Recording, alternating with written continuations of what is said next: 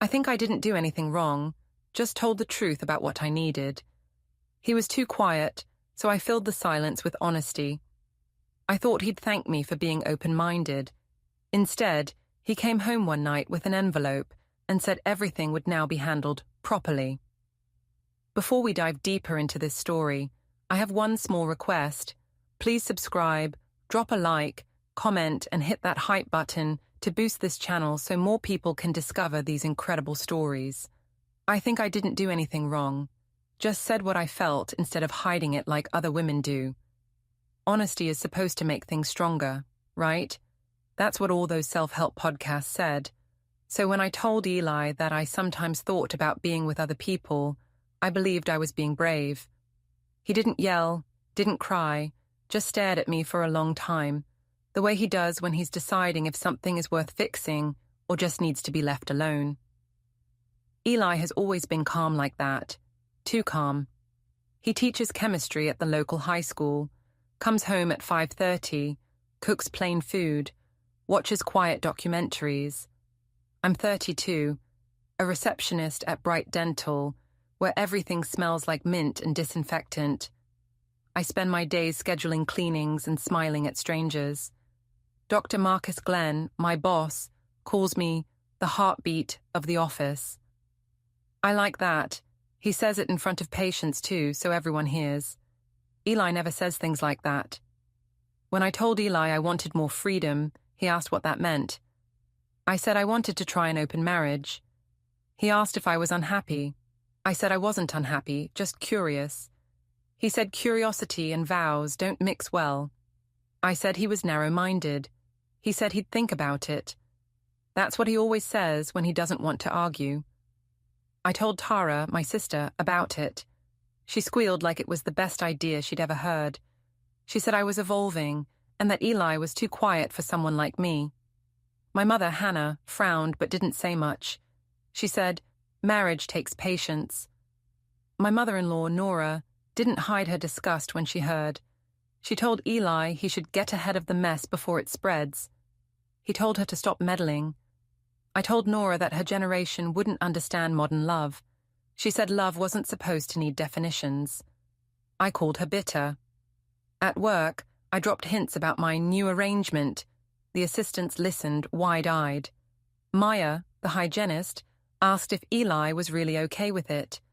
I said he respected my honesty.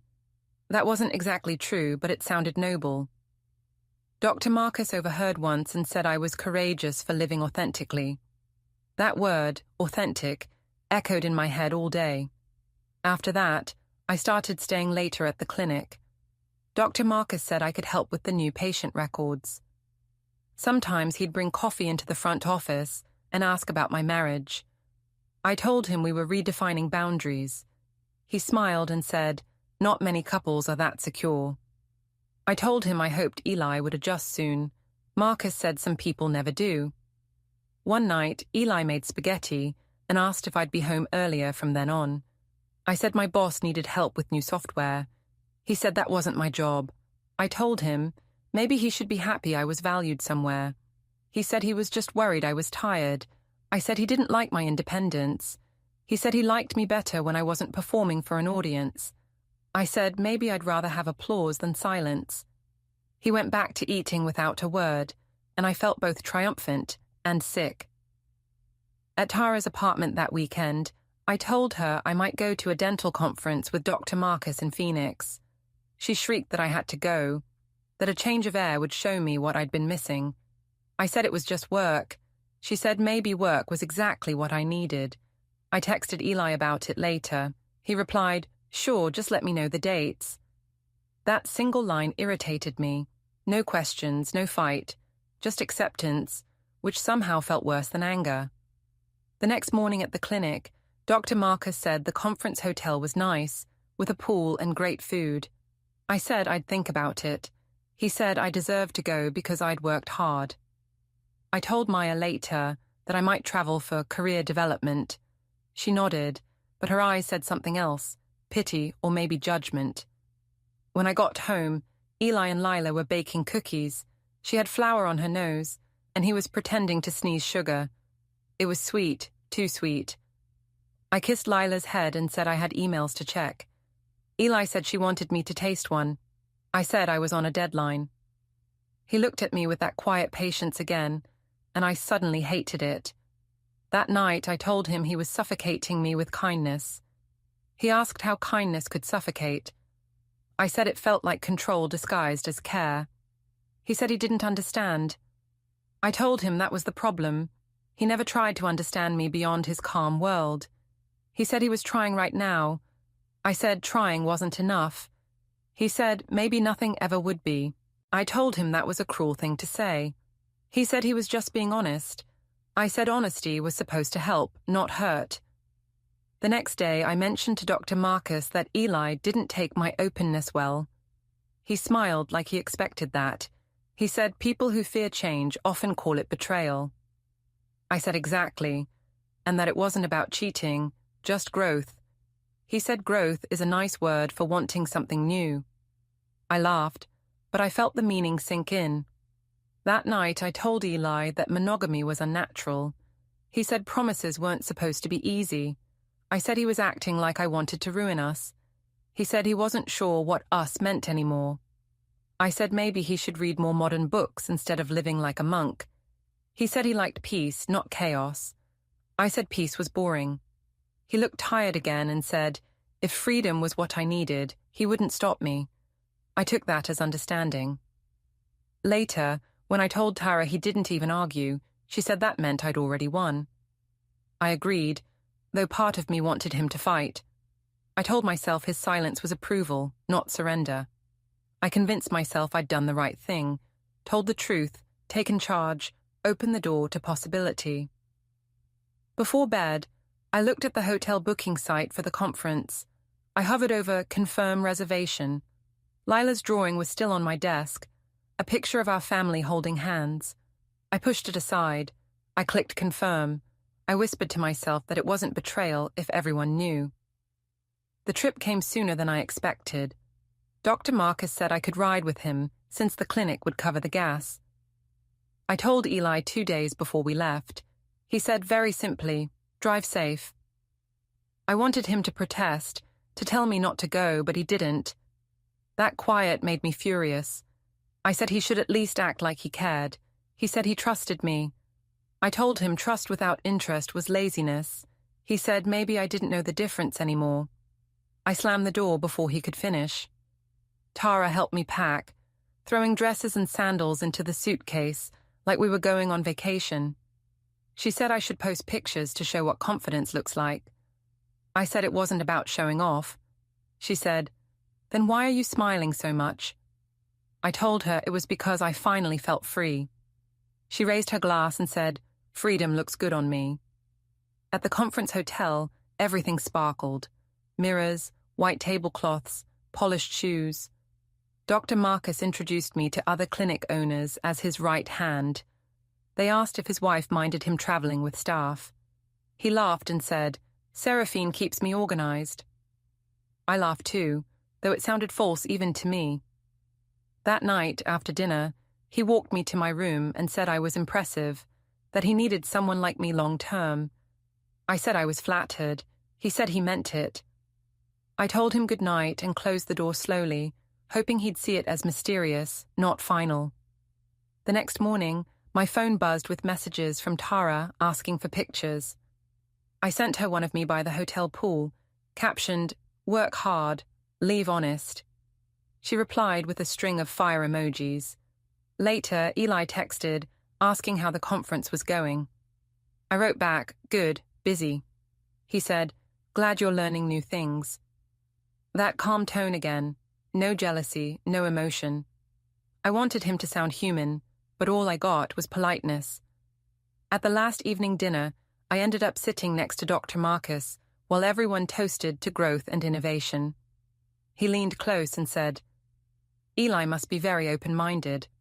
I asked why. He said not every husband would be comfortable with this arrangement. I said Eli was progressive. He smiled like he didn't believe me. Later, in the hallway, a hygienist from another clinic asked if we were a couple. I said no, just colleagues. She shrugged. the kind of shrug that meant she didn't buy it either. When I returned home, Eli was on the couch reading with Lila asleep beside him. He looked up, smiled faintly, and asked if I had fun. I said it wasn't about fun, it was professional. He said he was glad it went well. I asked if he'd missed me. He said of course, then added that Lila had been drawing pictures of airplanes and suitcases. I told him she was creative. He said maybe she just noticed what was missing. The next day at work, Maya whispered that people were talking. She said someone saw photos of me and Dr. Marcus from the conference. I said people love gossip. She said HR might ask questions because of the captions. Tara had posted one saying, "My sister living her truth." I laughed like it was harmless. Dr. Marcus told me later that it would blow over. He said HR was overly sensitive about optics. I told him I wasn't worried. Still, I noticed he stopped walking me to my car after that. At home, I decided to clarify things before rumors reached Eli. Over dinner, I told him that if people said anything strange, it was just jealousy about how honest we were. He asked what people might say. I said they'd exaggerate. He asked what they'd be exaggerating. I said he was interrogating me. He said he was trying to understand. I told him if he trusted me, he wouldn't ask. He said trust and silence weren't the same. I called him controlling. He said quietly, "If you think I'm controlling, you don't really know me." That week, I couldn't stop checking my phone. Every time it buzzed, I half expected HR to call, but instead it was Tara sending memes about empowered women. I told her things at home were tense. She said tension meant growth. She said men always panic before they evolve. I repeated that line to myself like a prayer. A few days later, Nora invited us to dinner. I didn't want to go, but Eli said Lila missed her grandmother. At the table, Nora asked about my freedom plan. I smiled and said it was going great. She said I was risking my family for attention. I told her she was scared of women who speak truth. She said truth doesn't need applause. I told her to stop moralizing. Eli didn't defend me. He just sat there, cutting his food slowly. That silence again, like he was letting me hang myself with my own words. When we left, I told him he should have told her to stop. He said she wasn't wrong. I told him he was pathetic. He said he hoped I'd find what I was looking for. That night, I posted a quote, "Love should be free, not caged by fear." Within minutes, Tara reshared it, writing, "Preach, sister." I smiled, imagining people reading and envying my courage. But when I checked the comments, one caught my eye. Free doesn't mean faithless. I deleted it instantly. The next morning, Dr. Marcus called me into his office. He said HR had received an anonymous email about inappropriate boundaries. He said they needed to interview us separately. I asked who sent it. He said probably someone jealous. I said maybe Maya. He told me to stay calm and say it was all professional. I said I could handle it. He smiled, but I noticed he didn't meet my eyes. That evening, when I came home, Eli was in the kitchen with a folder on the counter. He said he'd been organizing paperwork for the future. I asked what that meant. He said we'd talk later. I said I hated when he acted like a mystery. He said sometimes silence was safer than arguments. I rolled my eyes and went upstairs, pretending it didn't matter. Before bed, I opened my messages. HR had scheduled my interview for next week. Tara texted, "If things blow up, spin it as empowerment." I typed back, "He's acting weird." She replied, "Weird how?" I stared at the folder still sitting on the kitchen counter and wrote, "Quiet. Too quiet." The HR interview was worse than I expected. The manager, a thin woman named Lorna, smiled too politely while reading from a form. She asked if I'd ever socialized alone with Dr. Marcus outside of clinic hours. I said yes, but only for work trips. She asked if the hotel room bookings were company paid or personal. I said company, though I wasn't sure anymore. She asked if I was aware of the staff gossip. I said gossip came from envy. She wrote something down and thanked me for my honesty. When I stepped outside, Dr. Marcus avoided my gaze. His door stayed closed the rest of the day. That night, I told Eli that HR was making a big deal out of nothing. He said quietly that maybe it wasn't nothing. I told him not to take their side. He said he wasn't taking anyone's side, just observing. I said I hated when he acted like a scientist studying a bug. He said, observation prevents explosion. I told him he sounded ridiculous. He didn't respond, just continued chopping vegetables. I wanted him to throw the knife, yell, anything. But he only said we could eat when I was ready. At Tara's apartment later, I complained about how everyone was judging me. She poured wine and said that men panic when women take control. She said HR's just protecting their image, not me. I said Dr. Marcus hadn't texted all day. She said bosses always get scared when things get serious. She told me to remind him who risked more. I texted him, "We're fine, right?" He replied, "Let's be careful for now." That phrase, "for now," bothered me. Back home, Eli was reading on the couch again. I told him Tara said things would calm down. He said, "You still listen to Tara?"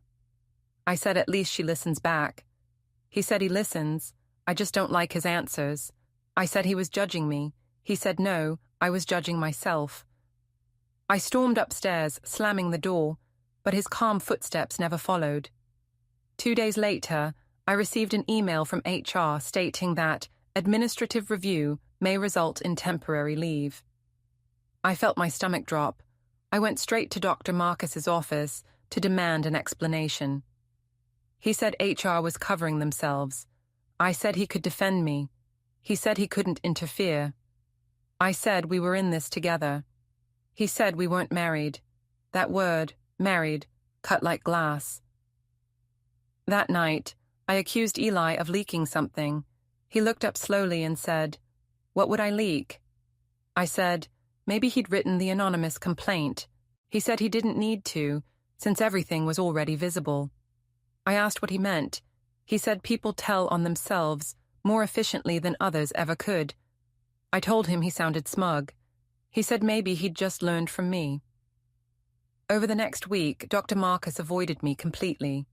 His messages turned formal. Please update schedule and confirm supply order. I told myself he was just being cautious. But when I saw him laughing with Maya near the supply closet, my chest tightened. Later that night, I texted him, "I thought you cared." He replied, "I do, but not at this cost." I threw my phone across the couch. When I told Tara, she said, men always retreat when the spotlight turns on. She said I should control the story before someone else did. I asked what she meant. She said I should post about choosing myself, that people would support me. So I did. I wrote, "I'm tired of pretending honesty is betrayal." The likes came quickly. Friends, co-workers, even strangers. For a few hours, I felt powerful again. Then Nora called. She asked if I'd lost my mind. She said people were messaging her, asking if Eli was okay. I told her to stay out of it. She said she was worried about her granddaughter growing up seeing this mess online. I said she should thank me for teaching independence. She said independence without responsibility is just chaos. I hung up. Later that evening, Eli came home with a thick envelope. He said it was from an attorney. I laughed, asked if he was suing me for being modern. He said it was for clarity and fairness. I tore it open, scanning phrases like disclosure of assets and temporary custody framework. My heart pounded. I said he was threatening me. He said it was protection, not punishment. I told him he was humiliating me. He said no one else had to know unless I told them. I told him he was cold. He said warmth didn't survive fire. That night I couldn't sleep. I scrolled through my post again. The comments had changed. Some were supportive, but others said things like, "Marriage is not a social experiment." Someone tagged Dr. Marcus's clinic page. I panicked and deleted everything, but screenshots had already spread. The next morning, Lila asked why Daddy slept in the guest room. I told her Daddy needed space because grown-ups were busy. She asked if we were fighting. I said no, just learning to share better. She said sharing made her sad. I told her sadness meant growth, the same lie I'd told myself. When I dropped her at school, Eli didn't kiss me goodbye. He just said, "Take care of yourself." I said, "You mean goodbye like I'm leaving?" He said, "Everyone leaves eventually." At Tara's that evening, I told her he'd gone insane. She said, "He's bluffing. He'll never go through with it." She said men love drama but hate paperwork. I wanted to believe her.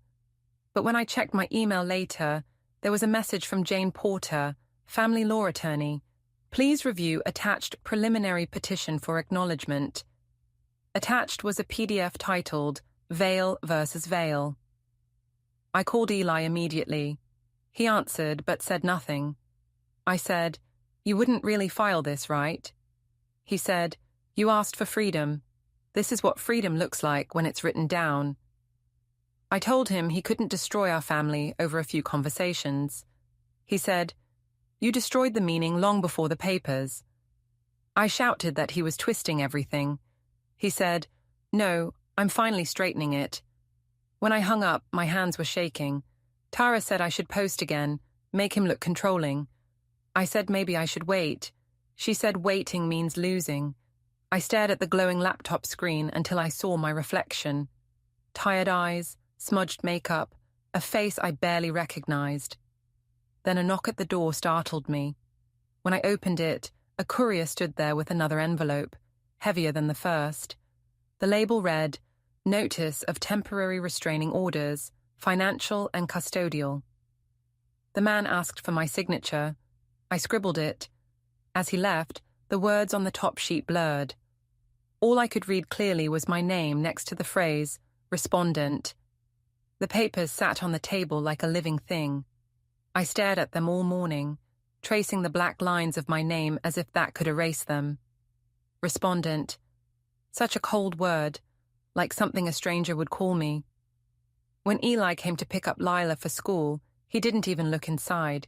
He just said, "She has her lunch?" I said yes.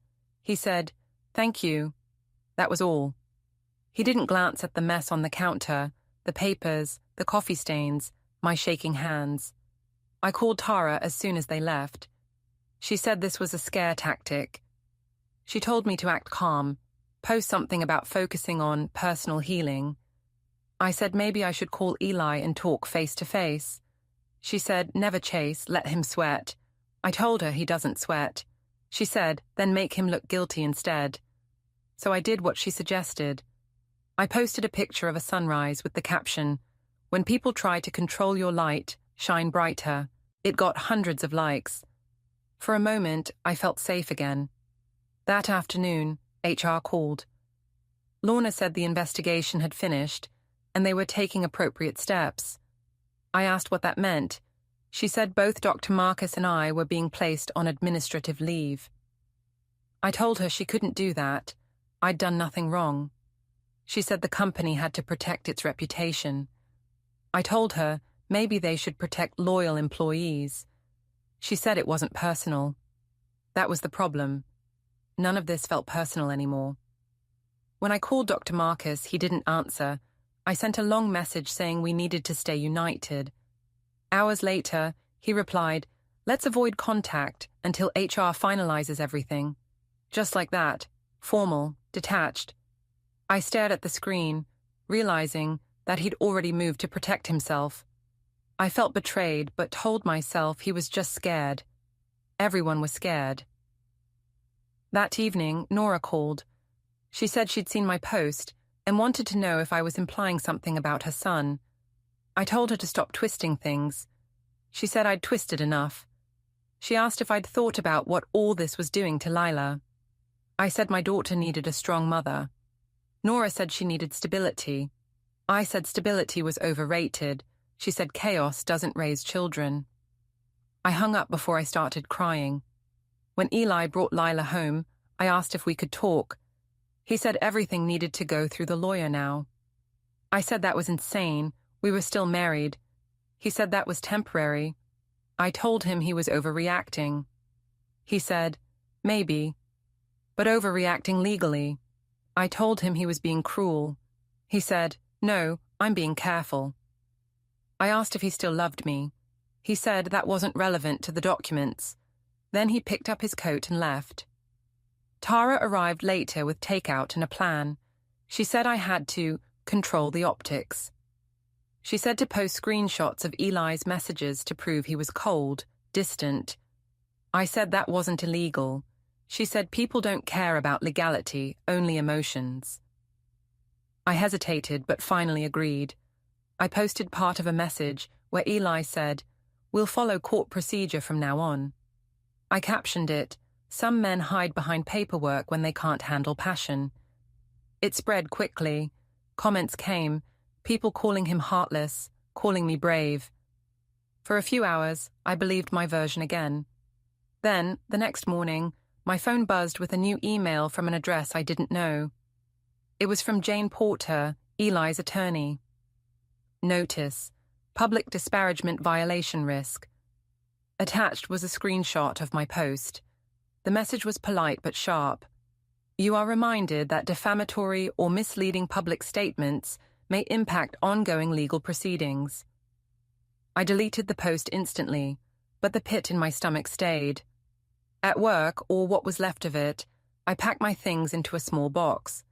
Maya avoided eye contact. When I said goodbye, she said softly, "I hope you take care of yourself."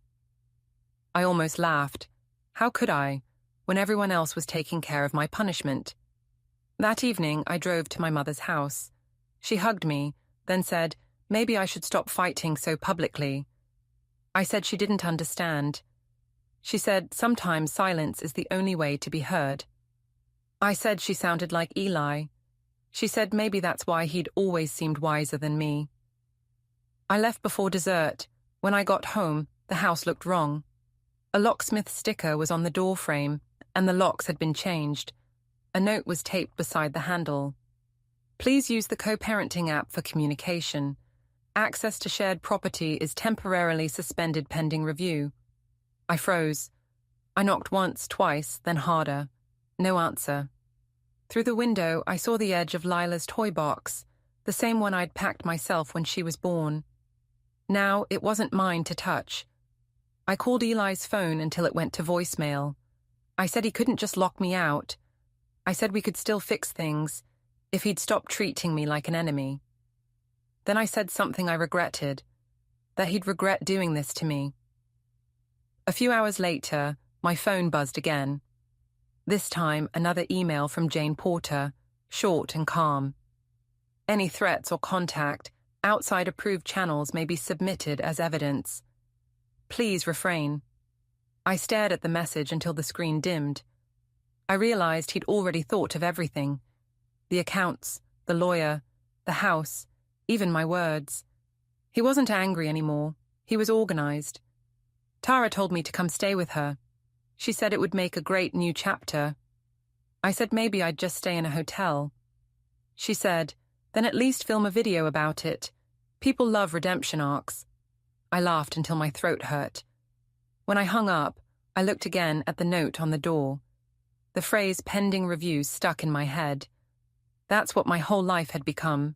Under review. Then, as if the world wanted to prove the point, another notification appeared on my phone. Court. Preliminary hearing date confirmed. The location. Family Courtroom 2B. The time, next Thursday, 9 a.m. I stood on the porch in the fading light, the new locks gleaming. Behind them, I could hear the faint hum of Lila's bedtime story through the walls. Eli's calm voice reading about planets and stars. I pressed my forehead against the cold glass and whispered that I just wanted to come home. No one answered. The morning of the hearing came grey and heavy. I barely slept. Tara said to dress soft but strong, so I wore a cream blouse and my old pearl earrings, the ones Eli bought years ago for our anniversary. I told myself it would remind him who I was before everything went wrong. When I got to the courthouse, he was already there, sitting with his lawyer, Jane Porter. He didn't look angry, just steady, as if he'd rehearsed calm until it became armor. Jane greeted me politely, her eyes unreadable. My own lawyer, a tired man named Lucas, told me to let him speak for me. I nodded but already felt invisible. The judge arrived, papers shuffled, and the words began. Assets, custody, temporary orders. I tried to follow, but they spoke like it was math, not life. Jane presented folders one by one, each labeled with dates. When she said social media exhibits, my heart lurched. She read excerpts from my posts. Love should be free. Some men hide behind paperwork. She said these public statements created reputational risk and contradicted my claims of emotional abuse. I wanted to shout that it wasn't about reputation. It was about honesty. But Lucas squeezed my wrist and whispered, "Let it go." Then Jane moved to bank records. She spoke of hotel charges during the conference, rideshare trips billed at midnight, and an internal HR report confirming suspension for boundary violations. Each phrase cut cleaner than shouting ever could. When it was my turn, I said Eli had ignored me for years, that I just wanted connection. The judge asked if that justified financial misuse or misrepresentation at work. I said I didn't misuse anything. Jane showed a printed email from Dr. Marcus, thanking me for a beautiful weekend. I said it was a misunderstanding. The judge's pen didn't stop moving. Eli didn't gloat. He didn't even look at me while all of this was said. When Jane mentioned our daughter, his hand twitched slightly on the table, the only crack in his control. She explained that Eli was requesting temporary primary custody for stability and to minimize exposure to online hostility. Hearing the word custody felt like falling through ice. I whispered to Lucas that this was ridiculous, that I was still her mother. He said it was temporary. It didn't sound temporary. When the session ended, the judge said he would review everything by next week. We were told not to contact each other, except through the co-parenting app. I wanted to run after Eli as he walked out, but Jane stayed close beside him, talking quietly. I hated her composure more than anything. Outside the courtroom, reporters weren't waiting, just the silence of consequence. I found a bench and called Tara. She said it sounded like legal bullying and that I should post a statement to explain my side. I said I couldn't. Jane had warned me. Tara laughed, saying he was silencing me. I said maybe silence wasn't the worst thing anymore. She sighed and said I was giving up. I hung up. Later that day, another email arrived from HR. Final determination, termination due to misconduct. My hands went cold. Attached was the letter, short, clinical, final. I'd spent 6 years there, gone in 3 sentences. I forwarded it to Tara, who wrote back, "They can't do that." I didn't answer. That evening, I drove to Nora's house uninvited. She opened the door but didn't step aside. She said Leela was in bed. I said I just wanted to say goodnight. She said it wasn't allowed right now. I told her she was poisoning my daughter against me. She said she didn't have to. Children notice everything. I said Eli was manipulating her. She said maybe he was finally protecting her. Her voice stayed calm, steady, the same tone her son used. Back home, or what used to be home, I stayed in the car outside the locked door. Through the curtains I saw the faint flicker of the TV, the familiar blue glow. I thought of how Eli used to sit there, reading while I scrolled my phone. How quiet used to mean peace. Now quiet felt like punishment. My phone buzzed again, Lucas this time. He said Jane had emailed an updated agreement. Financial freeze extended, custody arrangement pending final review. He said Eli's team wanted to resolve things amicably. I laughed out loud. Nothing about this was amicable. When I finally went inside my temporary rental, I opened my laptop and stared at the empty social feed. I typed a long post about betrayal, about being punished for truth, but before pressing post, I stopped. I imagined Jane printing it, showing it to a judge, turning it into another piece of paper with my name on top. I deleted it. At midnight, my phone lit up with a notification from the co-parenting app. It was Eli. "Lila is asleep. She asked if you're okay." I typed back, "I'm fine. Tell her I love her." Then another message came. "She knows." I stared at those 2 words until the screen dimmed. I wanted to believe it, but the house key on my ring felt heavier than ever, like proof of something that no longer existed. The next morning, a courier arrived again. More papers. Temporary orders, approved. The summary read like a verdict. Eli granted primary physical custody, shared financial accounts frozen, non-disparagement clause confirmed. My signature space at the bottom waited, blank. I signed without reading further. I folded the papers, placed them on the counter, and realized there was nothing left to argue about.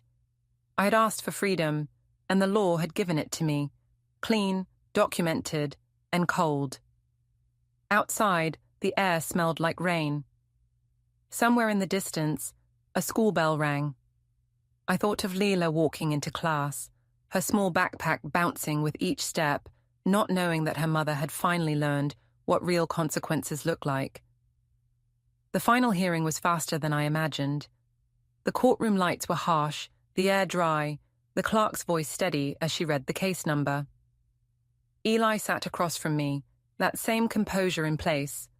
I used to think it was weakness. Now I understood it was armor. Jane Porter stood beside him, calm and neat, while my own lawyer flipped through papers that already felt useless.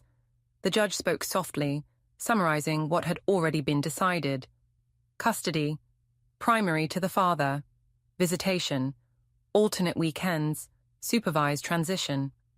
Assets, divided per prior documentation. Accounts, restricted pending audit. I barely heard the words. They blurred together like water over glass. When the judge asked if I understood, I nodded even though my throat hurt.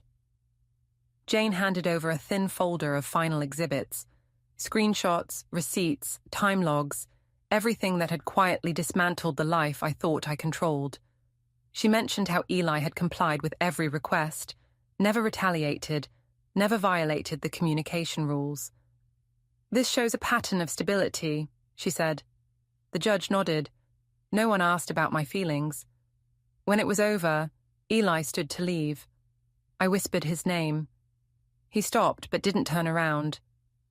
I said I never meant to destroy anything, that I only wanted honesty. He said, "You got it." Then he walked out, simple as that. Outside, Nora was waiting with Lila. My daughter smiled shyly, unsure whether to run to me or not. Nora stepped back, letting her. I knelt down, hugged her quickly, whispered that I'd see her soon. She asked if I was coming home. I said I'd try, though we both knew what the answer really was. When they left, I stood on the courthouse steps alone. The wind tugged at the folder in my hands until one sheet slipped free and landed face up on the concrete. It was the signed order, Vale v. Vale, judgment entered. I stared at my own name printed next to his, realizing this was the last thing we'd ever share. Tara texted asking how it went. I didn't reply. There was nothing to spin now, no new version to post. The story was finished, written in language colder than truth, but stronger than denial. I walked to my car, sat behind the wheel, and opened the envelope one last time. At the bottom of the judgment was a single note, non-disparagement terms accepted by both parties. That line meant I couldn't tell anyone my side anymore, not publicly, not even to save face. Maybe that was for the best. When I started the engine, rain began to fall, soft, careful, as if the world was trying not to make a sound. For the first time, I didn't feel angry, just empty. I'd asked for freedom, and now I had it, signed, sealed, and delivered. Freedom wasn't what I thought, it was silence. Don't forget to hit like, subscribe, and turn on the bell so you don't miss the next story. Write in the comments from which city you are watching.